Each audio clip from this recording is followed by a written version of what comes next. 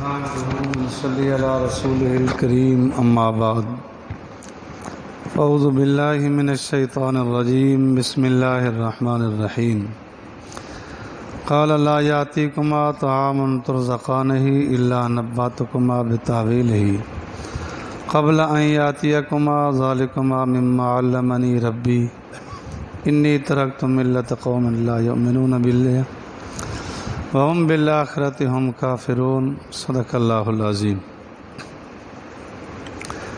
اللہ تعالیٰ ارشاد فرما رہے ہیں قال لا یاتیکما، یوسف علیہ السلام نے فرمایا لا یاتیکما، نہیں آئے گا تمہارے پاس طعام ترزقان ہی، جو تم کو رزق ملتا ہے، الا نبأتکما بتأویلہ، مگر میں اس کی تعبیر بتا دوں گا، قبل ان یاتیکما، پہلے اس کے کہ وہ تمہارے پاس کھانا آ جائے، ذالکما، یہ ہے مما علمنی ربی، جو مجھے میرے رب نے مجھے سکھلایا۔ یوسف علیہ السلام کے ساتھ جو دو آدمی جیل میں اور تھے،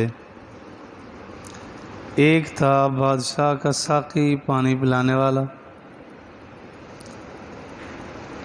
اس کا نام بعضوں نے ابوحا، بعضوں نے یونا بتایا، اور دوسرا تھا جو کھانا پکا کے بادشاہ کو کھلاتا تھا، اس کا نام تھا غالب۔ غالب بے گیا تھا، پیسے کھا لیے تھے، زہر ملا دیا تھا، اس وجہ سے مشکوک دونوں ہو گئے تو دونوں کو جیل میں آنا پڑا۔ یوسف علیہ السلام کو انہوں نے کہا کہ جی ہم نے خواب دیکھا ہے، خواب بتائے۔ یوسف علیہ السلام نے فرمایا کہ میں تمہیں اس کی تعبیر بتاؤں گا۔ ایک تو فوری اس وجہ سے نہیں بتائی کہ ذرا ان کو اہمیت ہو۔ یوسف علیہ السلام کو وہ جیسے آپ نے پیچھے پڑھا، وہ کہتے تھے انا نراک من المحسنین، کہ ہم آپ کو نیک دیکھتے ہیں۔ انسان کا اپنا ایک کردار بھی اثر رکھتا ہے۔ دوسرا، یوسف علیہ السلام نے یہ بھی بتایا کہ میں کس خاندان سے ہوں۔ خاندانی اثرات بھی ہوتے، انہیں بتایا کہ تمہارے پاس جو کھانا آتا ہے نا، وہ آنے سے پہلے میں تمہیں تعبیر بتا دوں گا، اور پھر آگے فرمایا کہ یہ اللہ تعالیٰ کی طرف سے عطا ہے، ذالکما مما علمنی ربی، یہ رب نے مجھے جو تعلیم دی ہے وہ میں بتاؤں گا۔ محض اٹکا لیا ادھر ادھر کی نہیں کہ جیسے کوئی نہ کوئی انداز بنا کے چلو۔ تو خواب کی تعبیر بتانا یہ بھی ایک مستقل معیار ہے جس کو اللہ تعالیٰ عطا کرتے۔ ایک اس سے یہ بھی ہوا کہ خواب کی تعبیر کم از کم وہ بتائے جو علم ہو، صاحب علم ہو، اس کو پتہ ہو، صاحب معرفت ہو، وگرنہ تو جیسے اس کو خیالات آئیں گے ویسے کہہ دیں گے، اثرات بھی پھر برے پڑیں گے۔ اور موقع دیکھا کہ ابھی یہ متوجہ ہیں دونوں، اب ان کو پہلے کو نصیحت کر لوں، پھر اس کے بعد خواب کی تعبیر بتاؤں گا۔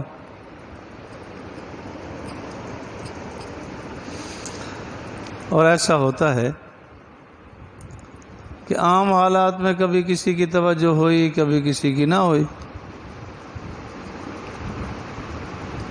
بارہا دیکھا جاتا ہے دروس ہوں، بیانات ہو، جلسہ ہو، پروگرام ہو، یہ نہیں کہ چھوٹی عمر کے، بڑی عمر کے بھی اپنے اپنے خیالات میں لگے ہوتے ہیں، اپنے کاموں میں لگے ہوتے ہیں۔ حالانکہ بارہا مسئلہ بتایا گیا کہ جب واعظ و نصیحت ہو رہا ہو، درس قرآن ہو رہا ہو، تسبیح پڑھنا بھی جائز نہیں۔ وہ اپنی باتوں میں لگے ہوتے ہیں، وہ اپنی کھیل کود میں لگے ہوتے ہیں، پتہ نہیں کیا کیا، توجہ نہیں ہوتی۔ اور بات اس وقت سمجھ آتی ہے جب توجہ ہو، طلب ہو۔ بے طلبے کو بات نہیں سمجھ آئے، طلب چاہیے۔ اللہ بھی فرماتے ہیں وَيَهْدِي إِلَيْهِ مَن يُنِيبُ، ہدایت اس کو دیں گے جو ہدایت چاہے گا۔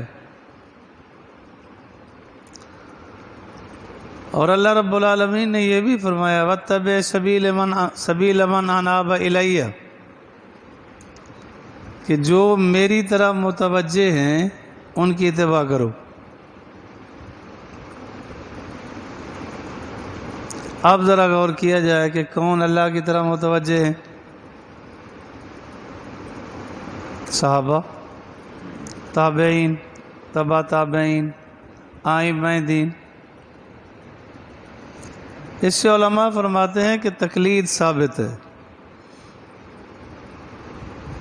ویسے بھی تو دنیا میں سارا جہان کسی نہ کسی کی مان کے چل رہا ہے۔ اس نے کہا ایسا کرو، نے کہا ٹھیک ہے، اس نے کہا ایسا کرو، کہتا ٹھیک۔ یہ الگ بات ہے، باپ کی نہ مانی بیوی کی مان لی، یہ ایک الگ بات ہے، لیکن مان کے چلتا ہے۔ تو دین میں جو دین کو سمجھنے والے ہیں ان کی مان کے چلے۔ تو حضرت یوسف علیہ السلام نے موقع کو غنیمت سمجھا کے متوجہ ہیں، پہلے ان کو ذرا نصیحت کر لی جائے۔ ہمارا حال تو یہ ہوتا ہے کہ جنازے میں اکٹھے ہیں، اس وقت بھی کئی لوگ ہیں جن کی توجہ نہیں ہوتی جنازے میں۔ اس وقت علماء بات اس لیے کرتے ہیں کہ اب سارے دل نرم ہیں، سارے متوجہ ہوں گے، شاید کوئی نصیحت کام کر جائے،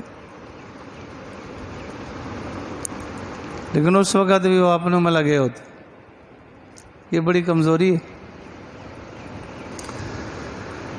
تو فرمایا انی ترکت ملت قوم لا یؤمنون باللہ، ایک تو فرمایا کہ بے شک میں نے چھوڑ دی اس قوم کی ملت، مذہب، مسلک لا یؤمنون باللہ، جو اللہ پر ایمان نہیں رکھتے۔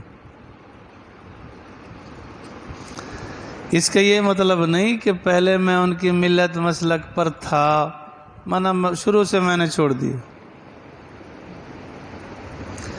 جب تک اعلان نبوت نہیں ہوا تو اس وقت دوسرے سمجھتے رہے کہ شاید یہ بھی ہمارے ساتھ ہے۔ اعلان نبوت ہوا تو واضح اعلان کر دیا کہ تمہارے ساتھ نہیں ہو۔ یہ اسی حوالے سے ہے کہ جو اللہ کو نہیں مانتے میں ان کے ساتھ نہیں ہوں، میں ان کے ساتھ نہیں ہوں۔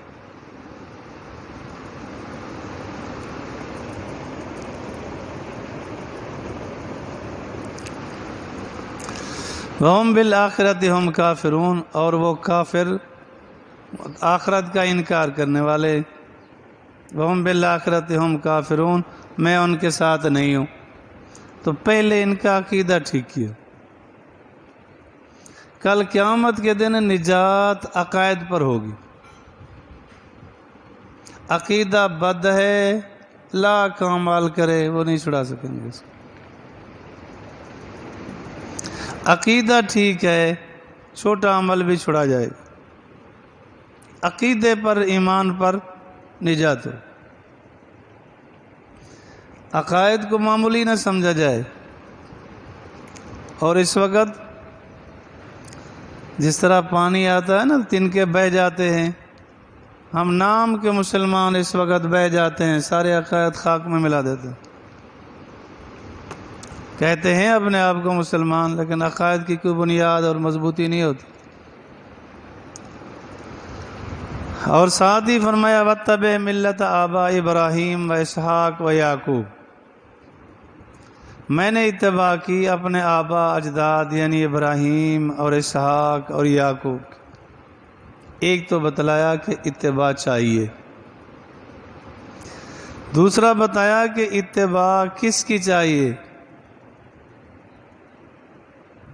اور پھر اپنا خاندان بھی بتایا کہ میرا کیا معیار ہے۔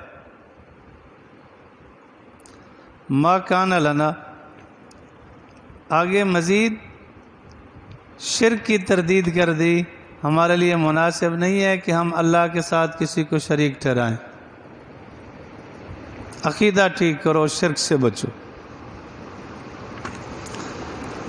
ذالک من فضل اللہ علینا، فرمایا یہ اللہ کا فضل ہے ہم پر، وعلی الناس اور لوگوں پر، کہ جس کو اللہ نے صحیح عقیدہ نصیب فرما دیا اور اللہ کے ساتھ شریک کرنے سے اللہ نے بچا دیا، یہ اللہ کا فضل ہے۔ جو کوئی نیکی کر سکے یہ اپنا کمال نہ سمجھے۔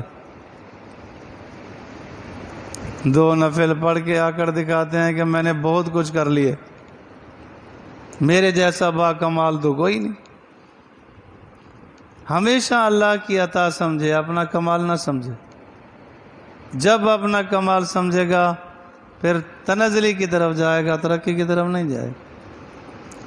وَلَكِنَّ أَكْثَرَ النَّاسِ لَا يَشْكُرُونَ، لیکن اکثر لوگ شکر نہیں کرتے۔ یہ مشرکین سے شکوہ ہے کہ اللہ کا شکر ادا کرنا چاہیے تھا۔ پورے دین کا خلاصہ اللہ تعالیٰ کی عبادت،